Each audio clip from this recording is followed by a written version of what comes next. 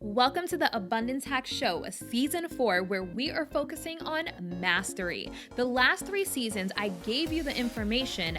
Now, we're focusing on integrating it into our lives and embodying it. If you are ready to master your thoughts, emotions, and patterns to feel whole, fulfilled, and really grounded in who you are without dimming your shine so you can live the abundant life that you truly desire, then you are in the right place. Hey M&Ms, thank you for tuning in to the Abundance Hack Show. What are you manifesting in your life today? I'm super excited to talk to today's guest, Is Jesse Simpson. He's a former U.S. Marine and firefighter, and now he's a transformational coach helping people overcome adversity and take action towards their dreams. You know, we love that. And also uncover their purpose after loss, trauma, or transition. Welcome, Jesse. How are you? I'm doing so great. Thanks so much for having me on here. I'm excited to dive into your story, but before we do, I want to ask you, what does abundance mean to you? What comes up for me right now with abundance is it's a feeling that connects us to something that's bigger than ourselves, that connects us to this realm of infinite possibilities, to this idea that there's so much out here, and no matter who we are, what we're going through, there's always something that we can do to connect to whatever it is we desire. I think that's what comes up for me right now when I think about abundance. Yes, I love it. I love it. So tell us about you. Who is Jesse Simpson? That's a great question. You know, I've was just telling you, I'm coming off of COVID the last 3 weeks or so. I've just been dealing with this fatigue, and so I haven't been doing much. So it's like I'm thinking now, like, who am I when I'm not doing stuff? When I'm not defining my life by the things I do, I really have to come back to who I really am, so I can make sure that I'm not getting swept away with identifying with the things that I do. And the thing that's coming up for me right now is that I'm the love I wish to experience. And I've had a really powerful, I've had a really kind of crazy life with some of the things I've experienced, the Marine Corps, the fire service, and the transition that's led to where I'm at now is just like a complete 180 on the life I was living, as far as really being fully bought into the system, the American dream. I was the most patriotic person I knew. I served my country, went overseas to Afghanistan and served in combat. You know, I ever since I was a kid, I wanted to be a Marine, a firefighter. And then when I was in the fire service, I started to open up my mind to really with a gaping hole in the mental health space that lets just thousands of people slip through the cracks. Like 80% of the calls are medical, and then 80% of the calls, or 80% of those calls are mental health in nature. And I really got frustrated with the experience of how this system is just, I felt like a cog in a wheel perpetuating this broken system. And so while for so long I identified with this Marine firefighter, identity, I have since transitioned. About 3 years ago, I resigned from that childhood dream career of mine and went on a trip to find out who I really am. And I've had to shed a lot of the limiting beliefs. I've had to overcome a lot of trauma that I've experienced sort of, within the Marine Corps, in the fire service, and then this childhood stuff that I grew up through. And then I'm just peeling back the layers, and I've really just stepped into this deep desire to reconnect with myself and really come home to myself and feel safe inside of my own body. And I think really that's what the key is to tapping into abundance, this feeling, this being safe, this love that I wish to experience. And right now, I think that's what I'm really trying to connect to. It's this constant desire of wanting to come back home to myself and be a light for people that are struggling in the shoes that I used to walk in. So that's who I am. Such a powerful answer. And I love just how you started it of reevaluating like who you are, because we in this society where we're programmed to go and hustle and grind and build and do all the things, when we're not doing, who are we? If you take away all of the external things, if you take away your business or your job, or all of the external things that we use to that we tie to our identity, and we also use to tie to our self-worth. So if you didn't have your business, would you still feel worthy? Like if I didn't have this podcast, would I still feel worthy? So I think that's really, really powerful. Absolutely. Another thing that comes up for me with this is just the idea of our values. And for me, that's integrity, service, growth, action, and freedom, especially right here and now. And I think that every time I get lost in wondering who I am, I can always come back to those values that really make up the core of who I am. Yeah. And I think it's really important for people to really identify what their values are. People don't think about that. And so I feel like when you don't have those core values, it's easy to get off track. Absolutely. Yeah. So let's talk about how you help people uncover their purpose after loss, trauma, or transition. So if someone's like, I don't know what my purpose even is, what would you say to that? That's a great question. And I think the idea of finding our purpose, first, I think our purpose is always to be where we are. A lot of times people are always looking for things outside of themselves. They're always looking to the next thing. They're always looking for something other than who and where they are to identify with purpose. And I think that's the first step, is to check in to see with how they're experiencing themselves, how safe they feel in themselves, and how much they can just be comfortable sitting with themselves. And from that place of presence, they can start to uncover their passions, what they love to do, how they enjoy spending their time.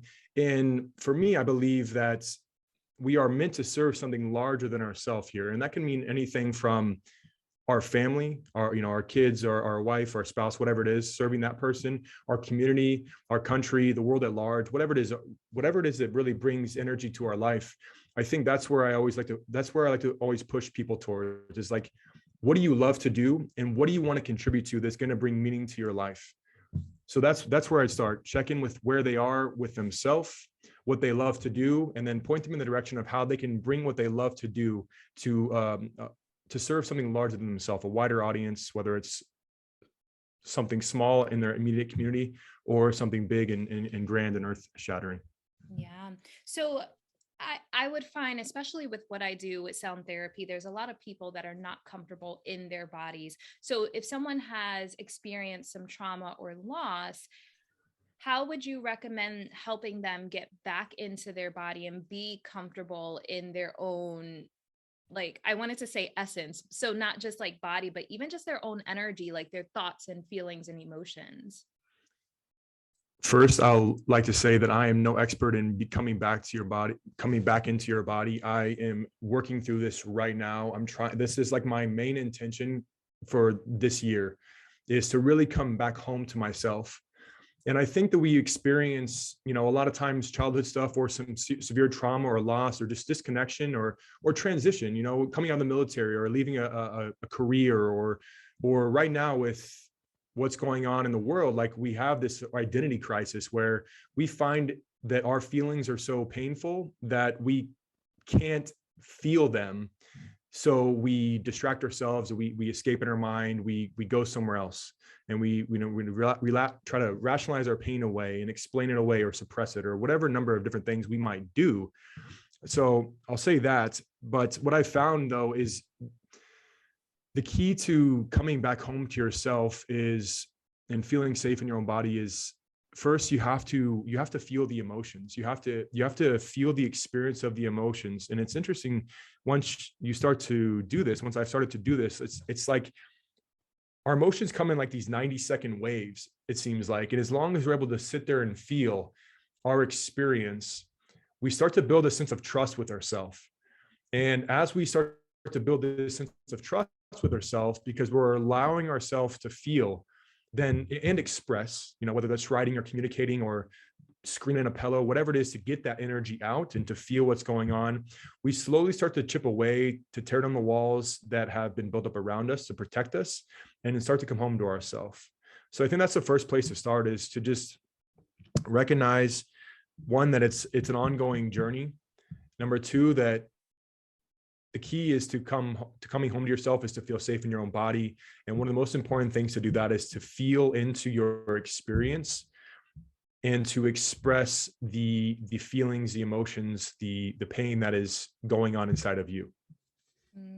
I love it. So I know that you practice a certain modality that, and you told me the name of it and I totally forgot, but I remember your wife talking about it because I met just M&M's, just to give you some background history. I met his wife first and she was explaining how something with like black and white photos, and it helps people faster than like years of talk therapy. So I'll let you explain all of that. Yeah, for sure. So one of the things, and I'll back up a little bit to tie this into my story a bit. So I was a firefighter of the year in the state of Arizona in 2017. And I spoke in front of hundreds of firefighters at the state fire school. And it was like, my childhood dream career. I was dating my now wife, my girlfriend at the time, dream girl. Everything I ever wanted was right here in front of me. But about a month later, like all my stuff started to catch up with me. I started a nonprofit that broke down. My older brother was dying of cancer. I started to deal with all these sort of like things that I had been suppressing, whether it's the loss I've seen at the fire service or I'm in the Marine Corps. And then the last straw for me was October of 2017. There was a machine gun shooting in Las Vegas, Nevada, that really just shifted something inside of me, and I had been a Marine in the Marines. I was a machine gunner. So I've shot machine guns at other people and I experienced what that was like. And then to see that now here at home on our soil, it really broke me down. And I started to struggle with this anger, anxiety, PTSD, and substance abuse stuff, the cycle. And really, I'd been experiencing it for probably my whole life, but it really started to catch up with me at that point. And I was a firefighter of the year and I started smoking weed at work. And then I just completely broke down and I started having these suicidal thoughts. And I knew that if I didn't get out of this, if I didn't break this cycle that I've been repeating over and over again for really my whole life since I was a kid, that this would be my destiny. And it sent me on this mission to find a better way to help, to serve, which is why I stepped into coaching. And as I mentioned before, the frustration I was already having with how really our society, how it deals with mental health, and how the vast majority of calls we're going on in the fire service are mental health in nature. And that's drunks and addicts in the streets to suicides and overdoses in people's home. And of course we did help people, but I had this overwhelming feeling that there had to be a better way. So as I went out to find myself and find out who I really am, I also went on this mission to find a better way to serve, to really bring value and support the people that I saw struggling and the people that I love that were struggling. And a lot of times it's pretty common in the military or veterans, there's so much suicide in the first responder and veteran community. There's so much stuff, and it's just, there had to be a better way. So I set on this journey, and long story short, I experienced the most profound transformation working with different plant medicines all throughout South America and connecting with something that is beyond what I can see, beyond this world we live in. And then after this journey landed me here in Florida, where I live now, just randomly, I connected with a nonprofit here that had created this process that neurologically disconnects emotions from traumatic memories. It's called the Trauma Resiliency Protocol. And that's what you were referring to there. And it was just like everything about my life. I had jumped off this cliff in June 26, 2018, I had a one-way flight to Costa Rica with no real plans of ever coming home. And I jumped off this cliff with no idea where I was going to land, what I was going to do. And I went on, Jessica and my wife and I went on this journey for 2 years. And we landed here in Florida. And it's like everything made sense as I went through that journey. I jumped off, and every time I was wondering what would come next, the next step would always appear. And the next step would always appear. And really coming to the end of that, the one of the last steps to appear was this nonprofit and this protocol that is, it is connecting emotions from traumatic memories. And I've just learned so much about PTSD and the understanding of how trauma gets stored in the body, and which ties in, of course, to how we don't feel safe in our body and how we are reliving these experiences from our past that are popping up in the present day. And it's just so far removed from everything that I've always thought and everything that therapists are taught on how to deal with trauma. Instead of the VA, especially, it is you just talk therapy, and you talk about these experiences that you don't want to talk about, and it re-traumatizes people over and over again, and it traumatizes the therapist or the coach or the counselors that are working with these people. And so the beauty of this process we have, and I'll also say that it's not super, you started to talk about the black and white photos, and that is how the process works. I mean, there's more to that. That is a part of it. I don't want to get too much into explaining the actual process, because it almost seems like as you would do that you're like, how the F would that do anything for me? All right. So basically, you have to go through this experience to really feel the shift. But the way we view trauma in the nonprofit 220 and this sort of new way of viewing trauma is that trauma gets stored in the body, and it's like a glitch. Now, granted, I'm not a therapist. I'm going to use my terms, but it's like a glitch where the subconscious mind, which stores the programs of our body, glitches out every time there's a sort of trigger. So anytime a smell or sight or whatever it is, a thought comes up. And what happens is that trigger triggers the emotion and the memory, which is stored in the amygdala, where the fight or flight response kicks on. And you relive that past moment, that experience, that trauma here, present day. And that shows up as night terrors, all kinds of different intrusive thoughts, anxiety, all different kinds of disorder, I think, is probably the best way to describe it. What this process does in 1 to 3 sessions, I've never worked with someone more than 3 sessions. And I've worked with people who've experienced severe emotional, physical, sexual, psychological abuse in all different areas, whether it's childhood stuff or, military, first responders, these sort of people. And this process neurologically disconnects those emotions. So it basically teaches the brain or the subconscious mind, where these experiences are stored, to release the emotion from the memory. So what was so painful that you couldn't even talk about, that you couldn't share, that you didn't want to think about, no longer has that pain, that helplessness, that fear, that terror, the energy of those emotions attached to it. And it takes 1 to 3 sessions. And one really beautiful thing about it is there's no sharing of what happened. Since we're working on the subconscious mind, we're not consciously processing or talking about it. I'm not a therapist, and I don't need to be to work you through this process, because it's basically a guided visualization where you know what's happened in your mind, you know what's happened to you, and I'm coaching you through a series of steps that's going to allow you to release those emotions from that memory. And it's incredibly powerful, and it's changing the game. It's completely changed my life, and all the stuff that I was carrying from the fire service, from the things I've seen, and the things I've done in the military. And it's opening up, it's giving people freedom back. And so it's like, I left that on that leap of faith, 2-3 years ago now. And everything in my life has started to make sense as I landed here now. And I've been able to work with people in this intimate experience of helping them really truly heal from their past, and then step into their power and find their purpose. I absolutely love it. And I agree. There's so many different modalities that are really helping people overcome their blocks and the things that are holding them back from truly being happy and fulfilled. But I think that so many people are in autopilot to where they don't even realize that they have a problem or that there is a block. So what are some key indications that someone should seek out, the modality that you use, or any type of modality to help them overcome their blocks and their trauma? That's a great question. And I mean, the first thing that jumps out at me is everyone has something. And so I think that, even though, and I've said this recently, which is why it's present for me, is like, I've done a lot of work. I have done a lot of work, but there's still stuff I need to work on. So pretty much the way I see it is, the reason we're here is to heal ourselves, each other, and the world around us. And so, I mean, that to me is almost the answer right there. Like, everyone has something.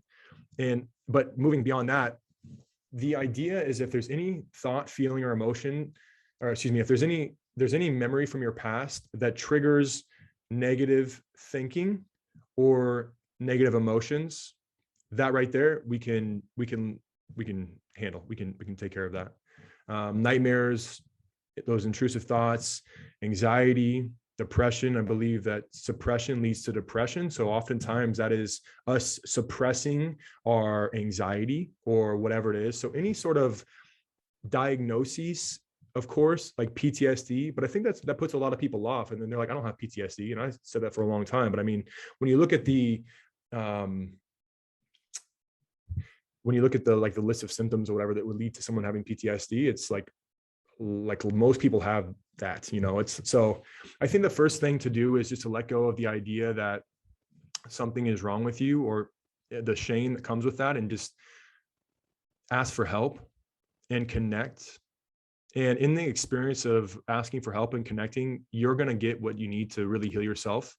And whether that is a serious trauma or just something that was emotionally challenging or whatever it was, like we all have something to work through. And so just a willingness to step into that and work to find answers and get clarity and find support about that is going to allow you to leave that stuff in the past. And once you do that, you can really get clear on the future you have and step into a more purposeful, powerful, empowered state that will allow you to move forward and create whatever the hell you want in your life. Yes, I love it. I love it. So I understand you do retreats and stuff like that in Colombia. Do you want to talk about that? Yeah, absolutely. So after that one-way flight to Costa Rica, I went down to Peru for a while, and then I bounced over to Colombia. I'll just say before I get into the retreats, Colombia is one of the most incredible countries in the world. There's so much misinformation, Netflix, Narcos, all this sort of stuff, that you get this picture of what Colombia is. And then you land in Colombia and you experience just a couple of days in this place, and you realize how far removed it is from that. It's full of the most warm and welcoming people you ever meet. It's full of the most incredibly beautiful mountains, jungles, waterfalls, all these different things. It's so diverse. It's amazing. And I personally had a huge shift of my experience of my life in Colombia. We lived there for about 2 months. And another really beautiful thing about Colombia is that it's so rich with indigenous traditions, indigenous populations that are, what I believe, really at a deep level and a large level, healing the world. And these are different medicines, mushrooms, ayahuasca, all different kinds of stuff I've never heard of, all different sorts of healers, astrologists, all different sort of stuff. And I got connected with this community down there. And as I was going around the country and really experiencing this real and authentic way of experiencing the world, and then also connecting with something larger than myself, to things beyond what I can see and sense here with these different medicines, I knew that there had to be a way to serve as a bridge to connect people from here in the US, where we are so in need of deep healing, that I had to step into this role of serving people as this bridge, connecting with people here, with the opportunities in Colombia. So I've stepped into this role now of facilitating these adventure travel and plant medicine retreats, where we really truly help people heal from their past, step into their power, and enter re-enter their life with a new perspective that allows them to shift how they see themselves and show up in the world. Now, we have so at our retreats, there are 8 days and 8 nights of adventure travel and plant medicine, and we get to see the beauty of the Colombian countryside, jump off cliffs into some waterfalls, reconnect with nature, share authentically with other people that are on the same mission as us to really connect with our hearts. And we have this opportunity to sit with these indigenous leaders that facilitate the shamans. They call them taitas in Colombia, and they call them ayahuasca yahe in Colombia. And we sit in these ceremonies with these medicines that have been used by indigenous populations for hundreds, if not thousands of years. And these experiences of these medicines are absolutely transformational. They allow us to I guess I just stopped there because there's so many different experiences that we have, but with the right facilitator in the right setting, we have an opportunity to just completely transform our life. Now, I will say that a big part of the retreats, and that's what happens at our retreats, and we work through these different phases: wake up, unlock, unleash, are the 3 phases of the retreat. And we work through these 3 phases that really help people wake up to who they really are, unlock those gifts they have inside, and unleash them back on the world. But I will say that a big part of, as it relates to plant medicines and psychedelics, a huge part of the medicine and the work is integrating the experiences you have in that time into your real life back at home. So I always say to the guests as they come down to Colombia that you made it halfway on your journey by making the choice to join us here in Colombia. But the real work begins once you have an opportunity to go home and integrate the lessons, the insights, the inspiration you've received from this experience we've created together into your real life once you go home. So we do support people with coaching and community work and integration after that. And I think that's the main thing that's really important to share here. But really, I see as an opportunity to reconnect with our self, our divine nature, and really step into this sort of awakening that I believe is happening around the world. And I'm just really grateful for the opportunity to serve in this capacity. And again, it's something I never thought I'd be doing, being a Marine and a firefighter, but here I am. And it's just the greatest gift to see the shift, the transformation that is coming from people after our week together in Colombia. Yeah, so I do think it's really important. And I actually shared with him that I'm not a huge advocate for ayahuasca. I know a lot of people have had bad experiences because they weren't led by someone who was experienced enough to take them through that journey. And then sometimes people go into different dimensions in their physical body, or they're just not able to handle the shift. And the most important thing is anytime you do any deep healing work, whether it's like holotropic breath work, any type of deep healing, it's really important that you do it with someone that has a support and integration system. So I love what you're doing. The fact that like when they go home, you're helping them integrate it into their life, because it is, if there isn't an integration period in support after, it's opening up Pandora's box, and it could potentially re-traumatize people and keep them in that dark space. So it's really important, if you are going to do plant medicine or ayahuasca or anything of the sort, that you make sure you're doing it with someone that has a support and integration process after. So I just wanted to have that disclaimer. Yes. It's so important. 100%. And if I can jump in here a little bit and add in, I think with all psychedelics, set and setting are two of the most important things. And I don't know what the third S would be if it's integration. I'll have to think about that. But set and setting, the mindset you're going in, are you going in to escape? Or, the idea of a bad trip, I don't really fully believe in that. I really, with psychedelics, I think that they reveal things that we might not be ready to face. They'll reveal things that's about our life that we're not equipped in that moment to handle, which is a really big part of what we do at the retreat, is create a really safe container, a community of people that are going through this experience. And the way we've set it up is to incrementally increase the experience, so it's not overwhelming and you're just like jumping in the first day and getting blasting off to some other place. So that's one thing we take very seriously. And so I'm not facilitating any of these medicine experiences. We have a shaman, Taita Giovanni, who's an indigenous leader from Punta Maya, Colombia, which is the birthplace of Niajae in Colombia. He's been sitting with this medicine since he was like 17 in the jungle by himself. And he's like, I think he's 53 or 54. So, these are experienced people that deal with these different realms. They really connect the spiritual with the physical realm. And that's one of the things that have just lined up so well, which I'm so grateful for, to have this experience to connect with these indigenous populations. So that's the first thing I'll say. So the mindset of what you're going in, the intention, and then the setting, which is like who you're doing it with. Do you feel safe? Is the facilitator that's hosting this experience, is he trustworthy? Can you are you worried about being taken advantage of? Like, if that's the case and you don't really truly feel good about what you're getting into, you shouldn't do it. You should just say no and then walk away and find another experience. There's the saying with a lot of these medicines, especially ayahuasca, is when the student is ready, the teacher appears. So it's whether it's that the lesson you need to learn is that it's okay to say no and walk away, when it's your time, you're going to find the right experience, and it's going to be the most, one of the most incredible. I believe it leads to a gateway into a new life, where you shed the limitations that have been holding you back all your life, to step into a new world where this abundance, this freedom, this possibility is there for you. And then, of course, on the backside, that third S, the integration, is key to integrating the experiences after you've had a safe, comfortable, transformational experience with any psychedelic or plant medicine. So what are your top 3 tips for living an abundant life?